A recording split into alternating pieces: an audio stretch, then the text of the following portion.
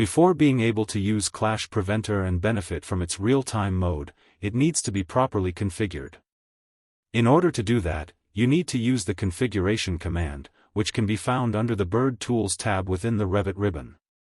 Something important to note is that starting version 5.0, Clash Preventor's pushbuttons under that tab have all been stacked in a more compact way. Besides configuring the tool, there are other configuration commands that are stacked below the configuration command, that allow you to save the current configuration, which allows you to share it with other team members, load a predefined configuration file, and reset the app's configuration to scratch, which we recommend if you are upgrading from version 4.2 to version 5.0. When you press the configuration push button, a list showing different configuration definitions will be shown. This list allows you to add and edit all those multiple configuration definitions. Note that starting with version 5.0, categories and parametric filters can now be selected for different configurations, which allows more flexibility and filtering when testing elements for clashes. We'll be adding a configuration and a new window will pop up, allowing us to name it and define the link identifier. This is a new feature that was requested by one of our users that allows you to identify links by any of their type parameters when configuring the linked document categories and filters. One particular parameter that is really interesting is the Workset one, which allows users to avoid having to reconfigure the tool if the linked document is renamed later on, especially that usually each link is placed on a different workset. For configuration 1, we'll choose the workset parameter, and then, when the configuration is created, we'll be able to choose the categories for the current host document, and for each linked document.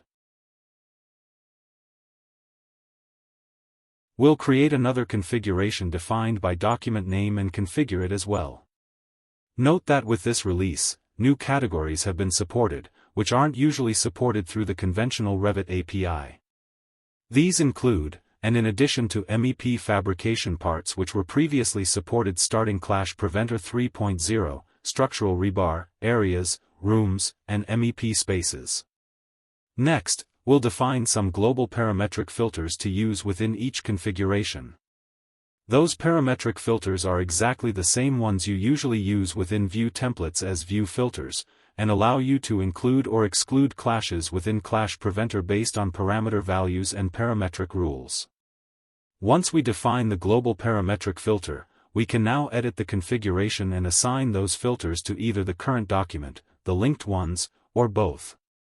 In this case, we'll assign it to one of the linked documents. Then, we have some global settings that we can modify. These include turning the real-time automatic mode on or off, enabling or disabling the app's notifications, including or excluding linked elements, including point clouds, changing the display color for clashing elements, turning the automatic zoom feature on or off, changing the name of the default 3D view name that is used by the tool to display the clashes in 3D. Changing the offset of the 3D section box that the tool automatically creates around clashing elements, modifying some settings related to phase filtering of clashing elements. Changing the timeout time of the real-time mode, enabling or disabling multithreading depending on how it performs on your system, as we found it to vary between workstation and another, and speeding up the clash detection analysis for MEP Fabrication Parts, Structural Rebar, Rooms, Areas, and MEP Spaces by making it a bit less accurate, which depends on what the user may value more for those categories, speed or accuracy, depending on each case. Once the tool is configured, you'll be able to get automated notifications whenever a clash occurs between two elements that fall within all the configuration definitions that were just defined, and thus allow you to prevent clashes before they even happen.